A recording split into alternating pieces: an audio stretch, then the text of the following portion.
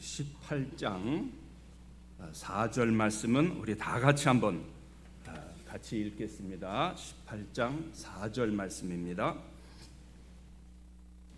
또 내가 들으니 하늘로부터 다른 음성이 나서 이르되 내 백성아 거기서 나와 그의 죄에 참여하지 말고 그가 받을 재앙들을 받지 말라. 아멘. 자, 오늘 우리 17장을 읽으니까 제일 많이 나오는 말이 뭔 것 같아요? 여러분이 익숙하지 않은 단어들이 좀 있죠? 이 바벨론 17장, 18장에 보면 계속해서 이 바벨론이다, 음녀다, 큰 바벨론, 거대한 바벨론, 자, 이런 말이 계속 나옵니다. 그러면서 오늘 설교 제목이 뭐예요? 바벨론에서 떠나라. 왜냐하면 바벨론이 멸망받으니까 바벨론에서 머물지 말라는 거예요. 자, 제가 벌써 한 7, 8년 전 됐네요. 독일에 머물면서 베를린에 방문할 기회가 있었는데 그때 이 바벨론이라는 게 그 유적을 보면서 그냥 가슴에 팍 닿더라고. 저게 바벨론이구나. 자, 이거 한번 볼까요, 우리? 자, 여러분 혹시 이 그림을, 이 사진을 보신 적이 있습니까? 이 사진이 뭔지 아세요? 이 세계 7대 불가사의 중에 하나라 꼽히는 이슈타르 게이트, 이슈타르 성문이다. 제가 이 베를린에 이 버가모 박물관이 있더라고요. 참 독일 사람들 대단해요. 이 어마어마한 유적을, 돌덩이들을 가져와서 하나하나 이게 다 꿰어 맞춘 거예요. 실제로는 그 고고학 그 자료들을 이렇게 보니까 어마어마하게 커요. 이 박물관이 그걸 다 비치를 못하니까 많이 이렇게 내렸다고 그러는데 실제로는 이거보다도 더 어마어마한 성문이라고 합니다. 야, 어떻게 그 BC 거의 한 600년대 지금 이 건물인데 이렇게 화려하고 아름다울 수 있을까? 이 바벨론의 파워가 굉장하구나. 거기 보면은 이 바벨론 신전들도 이렇게 남아 있더라고요. 야, 내가 저 시대에 바벨론에 태어났으면 저기 가서 꿇어 엎드리고 싶은 마음이 날 정도로 그렇게 의리의리하고 아름다운 거예요. 자, 근데 오늘 이 17장, 18장은 바벨론 멸망에 대해서 길게 기술하고 있습니다. 사실 이 바벨론 멸망에 대해서는 이미 2차례나 요한이 기록을 했어요. 14장 18절에 보니까 다른 천사 곧 둘째가 그 뒤를 따라 말하되 무너졌도다 무너졌도다 큰 성 바벨론이요 모든 나라에게 그의 음행으로 말미암아 진노의 포도주를 먹이던 자로다. 이 요한계시록을 읽어보면요, 여러분 이 드라마나 이 재밌는 극들을 보면 마지막에 뭐를 해요? 끝나고 나서, 본 프로그램 끝나고 나서 다음 편, 예고편을 짤막하게 보여주잖아요. 그래서 독자들로 하여금 궁금증을 갖게 만들어요. 근데 요한계시록에 보니까 꼭 이렇게 예고편이 있는데 이 바벨론 멸망한 예고편이 무려 2번이나 기록되어 있어요. 지금 이 14장에 기록되어 있고 16장 19절에 또 한 번 나와요. 16장 19절에 보니까 큰 성이 세 갈래로 갈라지고 만국의 성들도 무너지니 큰 성 바벨론이 하나님 앞에서 기억하신 바 되어 그의 맹렬한 진노의 포도주 잔을 밟을 것이다. 자, 그렇게 하고 나서 16장 19절에 바로 이 바벨론 멸망을 또 2번이나 예고하고 나서 17장 18장 긴 장을 이 바벨론 멸망에 대해서 기술을 하고 있어요. 왜 그랬을까요?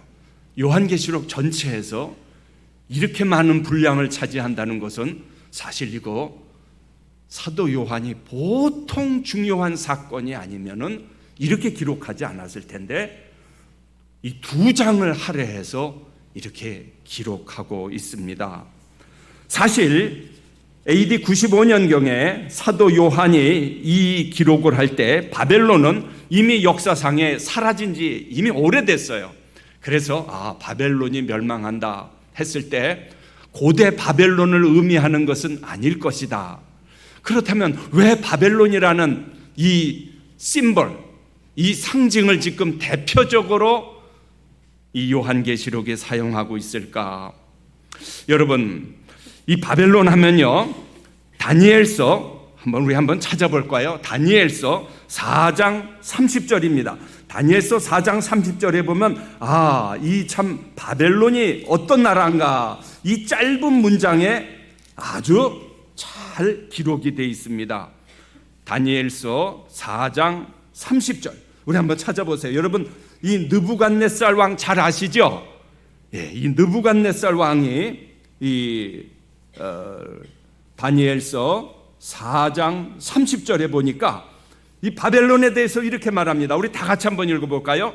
나 왕이 말하여 이르되 이 큰 바벨론은 내가 능력과 권세로 건설하여 나의 도성으로 삼고 이것으로 내 위엄의 영광을 나타낸 것이 아니냐 하였더니. 자, 여러분, 이 EBS인가요? 교육방송에서 이 바벨론 시리즈만 갖고 몇 번 했더라고요. 근데 참 정말 볼만해요. 이 바벨론의 느부갓네살 궁전을 이렇게 복원해 갖고 인터넷에 올라와서 여러분에게 좀 보여드려야 되겠다 싶어 갖고 도대체 이 벌써 2500년, 600년 전에 어떻게 이렇게 찬란한 문명을 꽃피웠을까?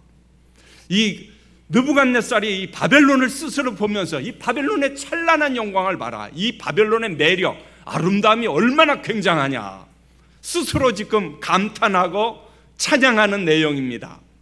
그러나 여러분, 이 바벨론의 가장 중요한 특징이 뭔지 아십니까? 이 바벨탑의 정신을 그대로 구현한 나라가 바로 바벨론이에요. 바벨탑의 정신이 뭐예요? 하나님같이 높아지려는 거예요. 실제로 이 바벨론에는 바벨탑이 건설된 흔적이 있다고 합니다. 이 바벨론에 있었던 이 비밀 정원, 이 환상적인 정원, 역사책에도 나오죠. 지금 남아있지 않지만 도대체 얼마나 굉장했을지 참 궁금해요.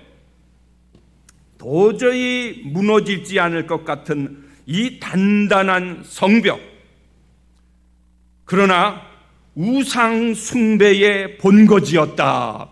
수백 가지의 수백 종류의 신들을 모신 만신전이 바벨론에 있었고, 마루둑 신전임만 해도 50개가 넘었다. 모든 바벨론 신들의 우두머리였던.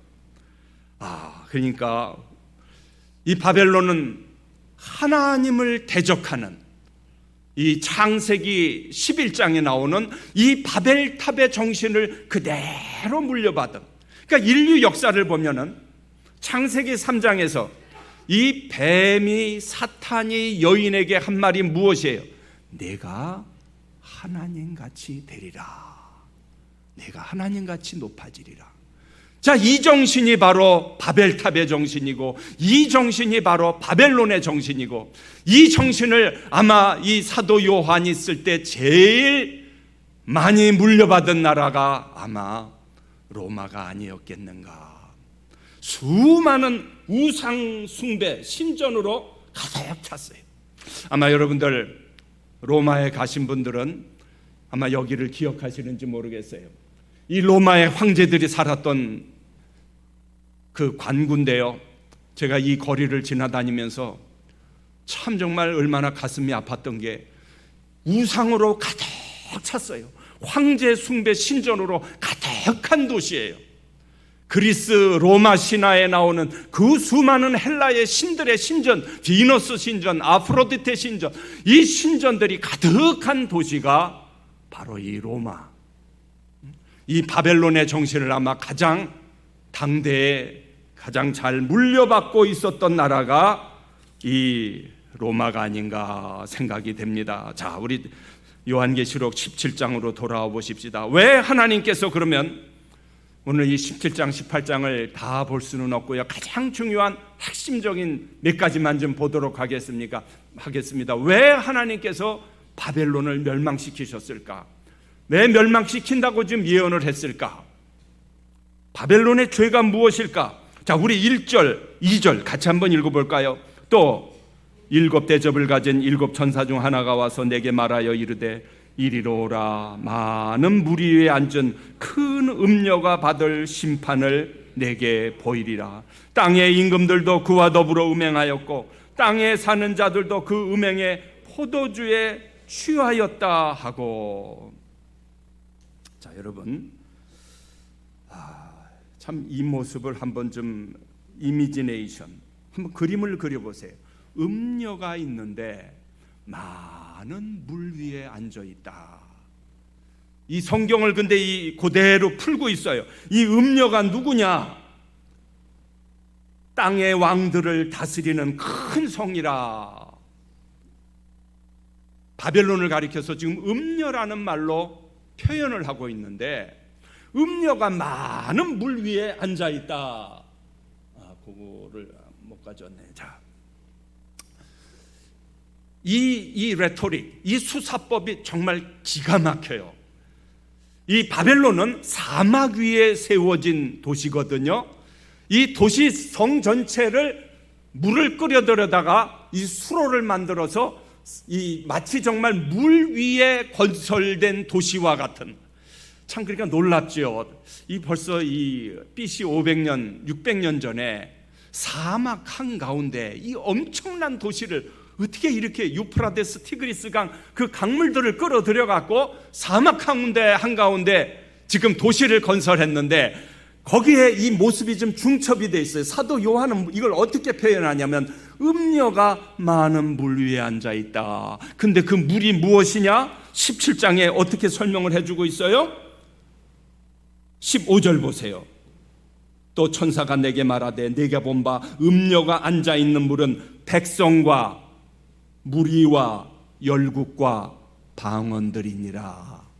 자, 이렇게 상징을 지금 풀어주고 있어요.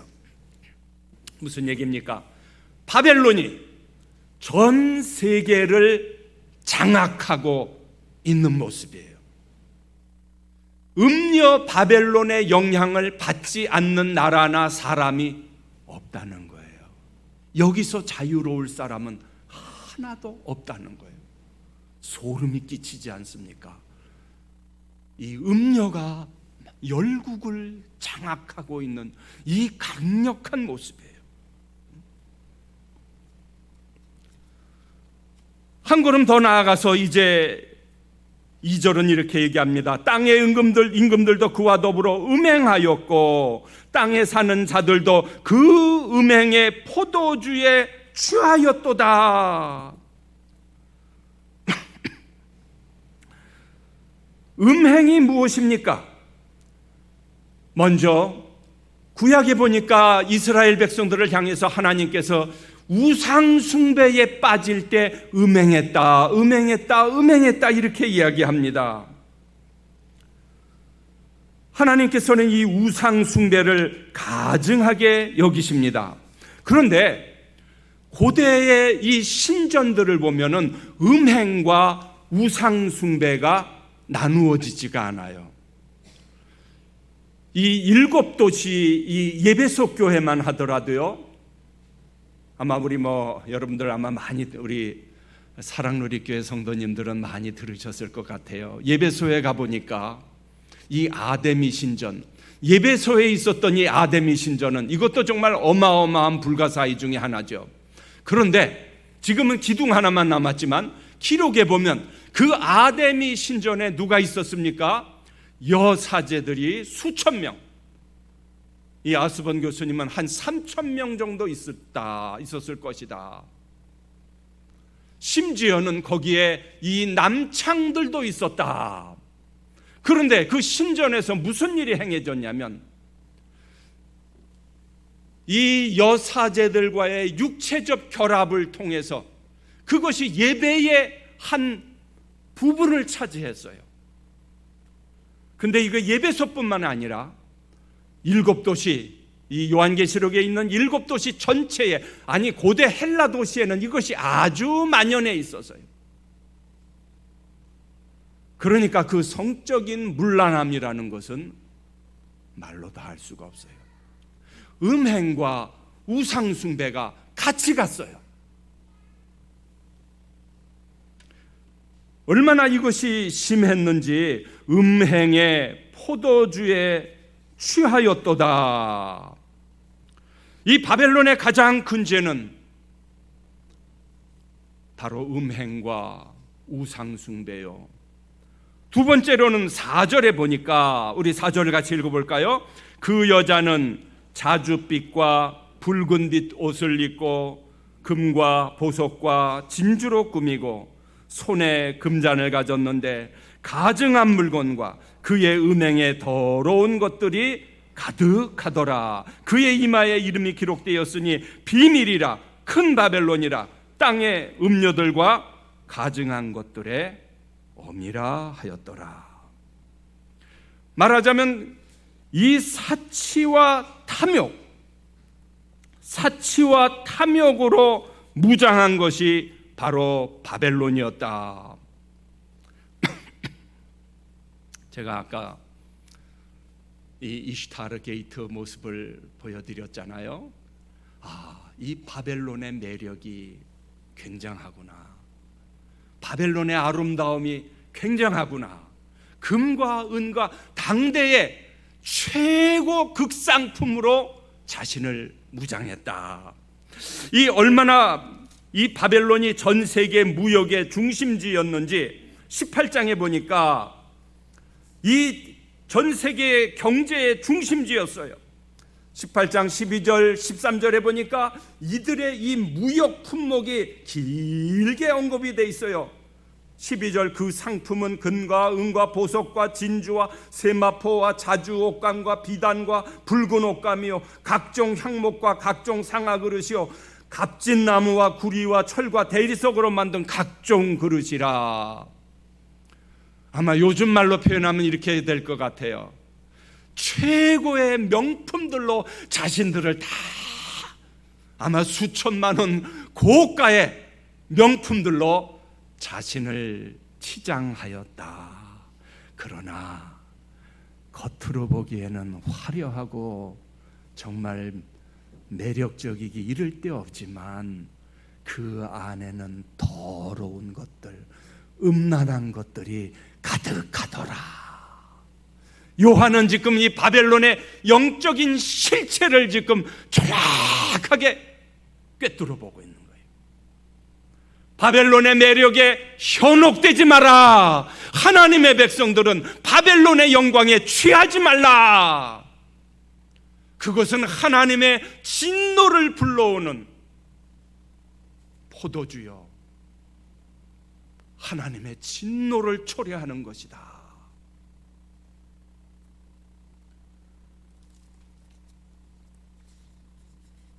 바벨론의 죄가 또 무엇입니까? 6절에 보니까 내가 보면 이 여자가 성도들의 피와 예수의 증인들의 피에 취한지라 내가 그 여자를 보고 놀랍게 여기고 크게 놀랍게 여겼다. 바벨론의 죄가 뭐냐면 하나님을 대적하는 이 바벨탑의 정신, 인본주의 정신의 총본산지일 뿐만 아니라 교회를 핍박하고 성도들을 죽이고, 얼마나 많이 성도들을 죽였는지 그 피에 취해 있다 그랬어요. 피가 강을 이루고 그 피에 취해 있는 이 끔찍한 모습을 지금 마치 이 흡혈귀가, 이 뱀파이어가 피에 취해서 피를 흘리면서 온몸이 피로 뒤범벅이 돼 있는 이런 끔찍한 모습을 지금 저는요 이 요한계시록 17장의 환상을 어느 날 새벽에는 묵상하다가 소름이 끼쳐갔고요. 얼마나 이 환상이 충격적인지 몰라요. 막 정말 두려움이 엄습하기도 하고, 이럴 수가 있는가? 소름이 끼쳤던 적이 있어요.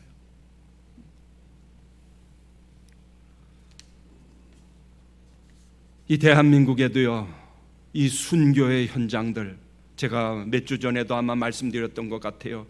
염산교회에서 77명의 성도들이 다 바다에 매장당하고, 이 증도의 그 문준경 전도사님 순교당한 그 유적지가 그대로 남아있고요, 여수에는 애양원 손양원 목사님의 순교 유적지가 남아있고요, 전 세계 수많은 성도들이 피를 흘린 이 모습을 어떻게 이렇게 극적으로 묘사를 할까? 100만 명의 이 왈도파가 순교를 당하고, 이 피의 여왕 메리는 일요일에, 주일날에만 무려 13만 명의 프로테스탄트 교도들을 죽이고, 이 끔찍한 이 성도들의 피에 취하였다.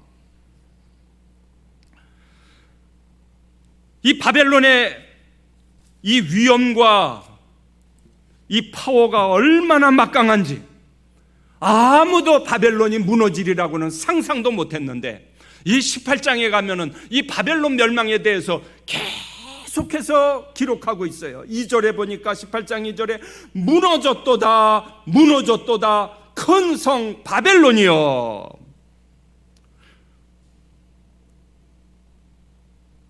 (18장 10절에) 보니까 그의 고통을 무서워하여 멀리 서서 이르되 화이또다 화이또다 큰 성 견고한 성 바벨론이여, 한시간에 내 심판이 이르렀다 하리로다. 순식간에, 바벨론이 무너지는 것은 순식간이라는 거예요.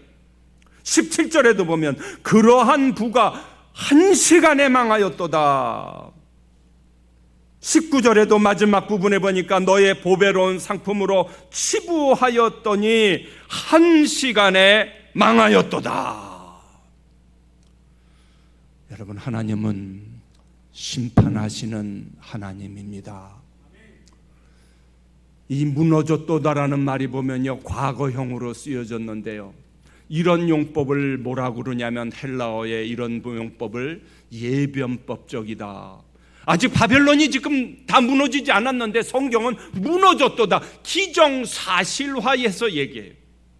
하나님께서 반드시 심판할 것이다. 여러분, 노아 홍수 때도 하나님께서 노아를 통해서 하나님께서 물로 세상을 쓸어버릴 거다, 노아가 외쳤지만 사람들이 들었습니까? 저 미친 영감 그랬어요. 저 미친 영감. 심지어는 소돔과 고모라를 멸망시키기 전에 롯의 사위들도 이 심판의 경고를 농담으로 여겼어요.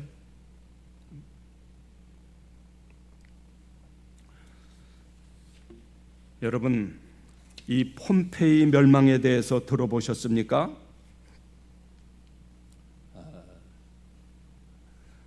제 초등학교 시절에 아버지가 이 폼페이 한 번은 책을 읽으라고 그러시면서 철로 역정도 주시고, 이 폼페이의 최후라는 책을 그때 뭔 내용인지도 모르고 그냥 읽었던 기억이 나네요, 지금 보니까. 근데 참 이렇게 훌륭한 책이었구나. 자, 이 그림이 바로 제가 나폴리에 머물 때 이 폼페이까지 기차를 타고 갔던 기억이 나는데요, 그때 찍었던 사진이 한 두 컷 있어서 여러분에게 좀 보여드립니다. 이 폼페이가 어떤 곳입니까? 이 베수비우스 화산에서 이 화산이 폭발했는데, 제가 이때 가보고 놀란 게, 이상하다, 왜 베수비우스 저기서 폭발했는데 왜 일리 왔지? 절리 갈 수도 있고 아마 이 화산이 여러 갈래로 갈 수 있을 텐데, 보니까 여기를 때린 거예요. 1960년대 세계 고고학계를 흥분시킨 놀라운 사건입니다. 왜냐하면 이렇게 방대한 지역이, 이렇게 잘 보존된 그러한 고고학 지역은 아직 없다고 그래요. 1900 거의 60년대 발굴되기 시작했으니까 거의 2000년 가까이 땅속에 파묻혀 있다가 발굴되기 시작했는데요. 18m 땅속에 파묻혀 있었어요. 이탈리아 남부 최고의 휴양 도시였습니다. 참 이 폼페이 거리를 걸으면서 그날의 그 2000년 전의 아우성 소리가 들리는 것 같아요. 진짜 남녀가 부둥켜 안고 이 화석으로 남아있는데 그 당시의 그 생생한 모습이, 그 화산재가 그냥 덮쳐오니까 28시간 만에 순식간에 그 전체 도시가 다 땅속으로 파묻혀 버렸어요. 여러분, 영화에도 나오지 않습니까? 화산재만 오는 게 아니라 공중에서 마치 그냥 폭격하듯이 그냥 막 여기저기 화산재가 날아들고 피할 수가 없는, 지진이 나고. 여러분, 폼페이가 어떤 곳입니까? 한마디로 이런 곳이에요. 인간이 어디까지 타락할 수 있는가? 인간이 어디까지 타락할 수 있는가? 이 쾌락을 쫓는, 이 쾌락이 하나님이 된 그 모습을 보여주는 곳이 바로 이 폼페이입니다. 사치와 향락의 도시였고요. 온탕, 냉탕, 중탕, 이 사우나 시설이 다 완비되어 있고, 낮에는 피의 축제, 검투사들의 피의 축제를 즐기고 저녁에는 3시간이 넘는 긴 연애를 즐겼는데요. 부어라 마셔라, 우리말로 하면 우리 옛날에 그런 노래 있었죠. 캐세라 세라, 그냥 먹고 토하고 먹고 토하고.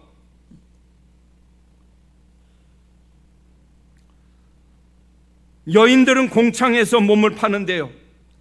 귀족의 부인들까지 심지어는 쾌락을 즐기기 위해서 공창에 드나들었고, 심지어는 이 벽화에 보면은 동물과의 수간의 모습도 그려져 있습니다. 인간이 어디까지 타락할 수 있는가? 갈 때까지 다 간 거예요. AD 79년 8월 24일, 아무도 예측하지 못한 그 시간에 화산이 이 폼페이를 전체를 덮쳐서 도시 전체가 사라져 버렸습니다. 노아의 때와 같이 인자의 임함도 그러하리라. 최근에 이 안희숙 사모님의 죽으면 죽으리이다, 이 기사를 다시 한번 접했습니다. 청소년 시절에 읽은 책이지만 다시 한번 그 주요 줄거리들을 쭉 훑어보았어요. 여러분, 안희숙 사모님에 대해서 들어보셨습니까? 죽으면 죽으리이다, 죽으면 살리라. 1939년 평안북도 선천에서 교사로 근무하면서 신사참배를 거부해서 일본 경찰에 쫓기는 몸이 됩니다. 하나님의 특별한 음성을 들으시고, 그 음성이 다른 것이 아니라 일본은 유황불로 멸망한다, 일본은 유황불로 멸망한다, 이 메시지를 전하기 위해서 당시에 그 박관준 장로님이란 분과 함께 1940년도에 일본 국회의사당에 가서 이 메시지를 외쳤습니다. 일본은 멸망한다, 일본은 유황불로 멸망한다. 이걸 외치고는 체포 그 자리에서 돼갖고 무려 5년 6년 혹독한 감옥 생활을 사모님이 하시게 됩니다. 이제 사형을 얼마 앞두지 않았는데 정말 그 예언대로 원자탄이 터져서 일본이 패망하게 돼서 사형당하기 전에 극적으로 살아난 이야기를 들었습니다. 사랑하는 여러분, 바벨론은 멸망합니다. 그렇기 때문에 오늘 18장 4절에 보니까 하나님의 백성들아, 나의 백성아, 바벨론에서 머물지 마라, 바벨론을 떠나라. 너희들이 지금 어디에 있느냐?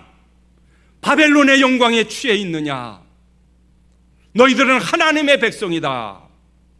이 요한계시록을 보면요, 두 도시 이야기 혹은 두 여인의 이야기가 대비가 돼 있어요. 하나는 음녀 바벨론의 이야기예요. 하나는 이 두 여인의 모습인데 21장에 보면은 어린 양의 신부, 어린 양의 아내의 모습이에요. 그런데 그 어린 양의 아내는 새 예루살렘이다. 바벨론과 새 예루살렘이 대비가 되고 있고요, 음녀와 어린 양의 아내가 대비되고 있어요. 여러분은 어느 편에 서시렵니까? 이 편에 섰다가는 영원한 심판을 받게 된다는 거예요. 내 백성아 거기서 나오라. 내 백성아 거기서 나오라. 바벨론의 영광에 현혹되지 말라.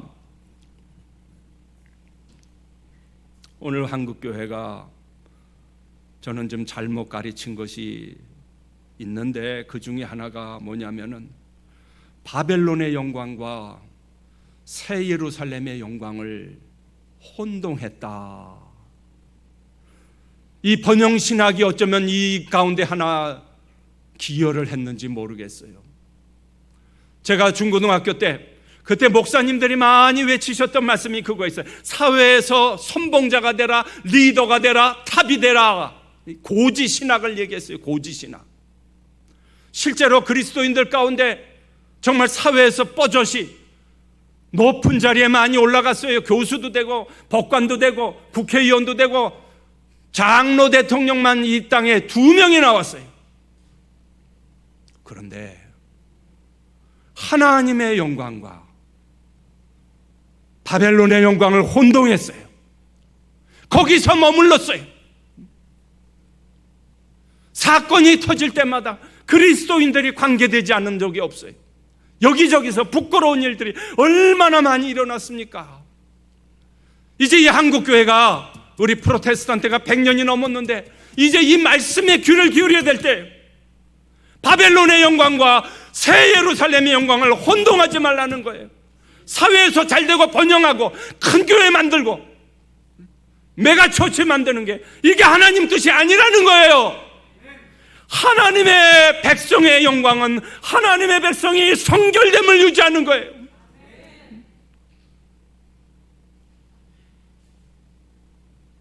안타까운 마음이 있어요. 교회나 세상이나 분간이 없어졌어요.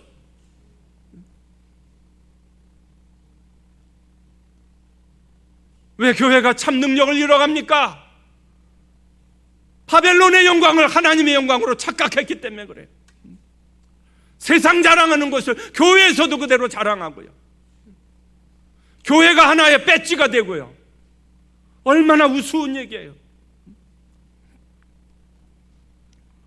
그리스도인들이여 바벨론에서 나오라. 바벨론과 함께 멸망당하지 말라는 거예요. 실제로 이것은 바벨론을 떠나는 것을 의미하기도 합니다. 실제로 소돔과 고모라에서 천사가 그렇게 경고했어요. 도망하여 생명을 보존하라. 돌아보거나 들에 머물지 말고 산으로 도망하여 멸망함을 면하라. 소돔과 고모라에 미련을 두지 말라는 것이에요.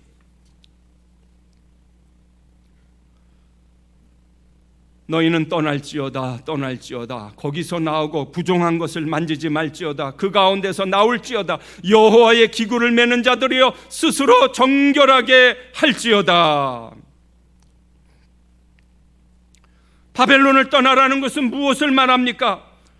이것은 종말의 지금 심판에 대해서 얘기하고 있는데, 그런데 바벨론이 없었던 적이 없어요. 이것과 17장 18장과 정확하게 일치하지는 않지만 우리는 지금 이 바벨론 같은 세상에서 지금 살고 있는데 어떻게 그럼 바벨론을 떠납니까? 이 지구를 떠납니까? 아니면 산속으로 들어가야 됩니까? 아니면 정말 수도원으로 들어가야 됩니까? 아마 이런 질문이 나올 수 있겠어요. 제가 존경하는 교수님은 이 바벨론은 머니, 파워, 섹스, 플레저를 상징한다 그랬어요. 돈과 권력과 성과 쾌락을 상징한다. 자, 우리가 확실히 알아야 될 것은 바벨론의 이 영으로부터 자유로운 사람은 하나도 없다는 거예요. 심지어는요, 목회를 해도 마찬가지예요. 목회를 하면서도 세속적인 욕망과 야망이 꿈틀거릴 수 있어요. 이 거룩한 성직을 수행하면서도 바벨론으로부터 자유롭지 않다는 거예요. 이걸 우리가 성격을 분명히 알아요. 이 교북 가운데 그래서 카이사리우스는 그랬습니다. 악한 생활을 끊으라. 죄악의 이 관계를 단호하게 끊어라. 간음하는 여인들아, 세상과 벗된 것이 하나님과 원수됨을 알지 못하느냐? 그런즉 누구든지 세상과 벗이 되고자 하는 자는 스스로 하나님과 원수되는 것이니라. 우리는 세상에 살지만 세상에 속한 자가 아닙니다. 엘리야가 그래서 백성들에게 경고했어요. 너희가 어느 때까지 둘 사이에서 머뭇머뭇하려느냐? 여호와가 만일 하나님이면 그를 따르고 바알이 만일 그는 하나님이면 그를 따를지니라. 바벨론을 사랑할 것인가? 새 예루살렘을 사랑할 것인가? 다음 주 마지막 시간인데요, 새 예루살렘에 대해서 설교를 하려고 그래요. 저도 예고를 좀 해요.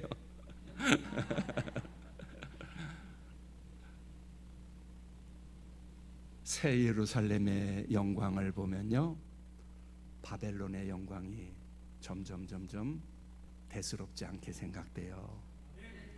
우리가 그래서 그렇게 기도해야 돼요. 하나님, 새 예루살렘의 영광을 보게 하여 주옵소서. 우리 믿음의 선배들, 요한 사도를 비롯해서 사도 바울, 베드로, 이 12사도들, 주님을 위해서 따른 이 모든 사도들, 세상 영광이 눈에 크게 안 보였던 거예요. 마지막으로 어떻게 하면 우리가 이 바벨론을 떠날 수 있습니까? 이 세상에, 이 바벨론 같은 세상에 있으면서 어떻게 바벨론을 떠날 수 있습니까? 하나님을 가까이 하라. 그리하면 너희를 가까이 하시리라. 죄인들아, 손을 깨끗이 하라. 두 마음을 품은 자들아, 마음을 성결하게 하라. 저 자신도요, 날마다 회개하지 않으면 어느 순간 마음 한구석에서 이 바벨론의 탐욕과 바벨론의 야망과 나도 모르게 이것이 꿈틀꿈틀대요. 제 자신도 놀랄 때가 많아요. 이 세속주의의 물결이 얼마나 범람하는지 몰라요. 우리가 보고 듣는 모든 이 프로파간다, 영화, 드라마, 모든 것들이 알게 모르게 다 이 세상의 영이 다 우리를 유혹하고 있어요. 바벨론이 멀리 있는 게 아니라 심지어는 교회 안에까지 이미 깊이 들어와 있고요, 우리 가정에까지 깊이 들어와 있어요.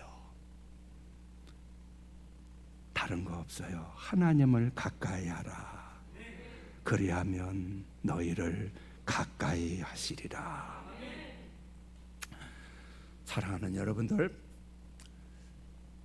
때때로 좀 안타까운 생각이 드는 건요, 아니 불교 신자들은 템플 스테이를 하는데 왜 우리 크리스찬들은 좀 1년에 몇 번이라도, 한두 번이라도 조용한 기도원이나 수도원이나 정말 하나님만 깊이 만나는 그러한 시간을 좀 왜 갖지 못할까 하는 아쉬움이 있어요.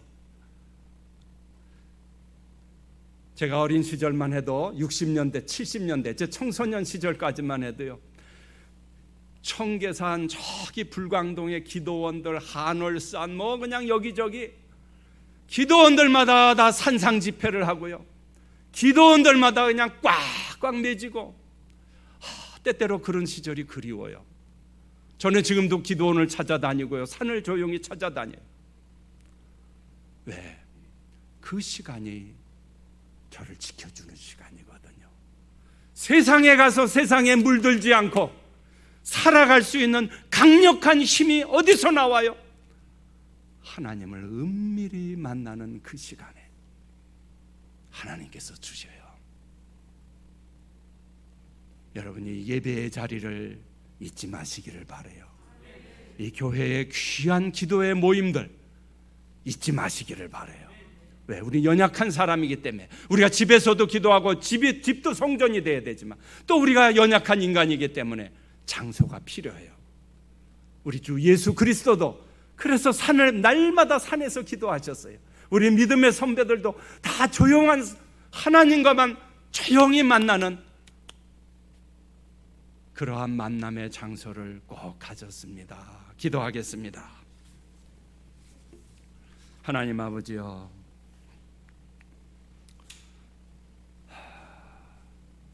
이 바벨론의 물결이, 이 바벨론의 영이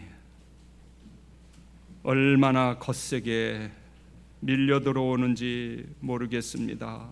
하나님, 우리 연약한 우리 죄인들을 불쌍히 여겨 주시옵시고 그리스도의 보혈로 깨끗이 씻어 주시옵시고 세상에서 힘있게 살아갈 수 있는 성령의 강한 능력을 부어 주시옵소서.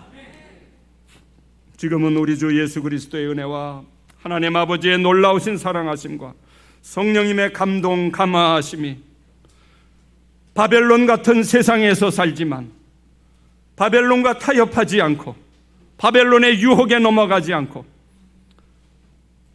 참으로 하나님 백성의 그 영광을 보며 승리하기를 원하는 우리 사랑누리교회의 모든 성도님들에게 영원토록 함께 하시기를 간절히 축원하옵나이다. 아멘.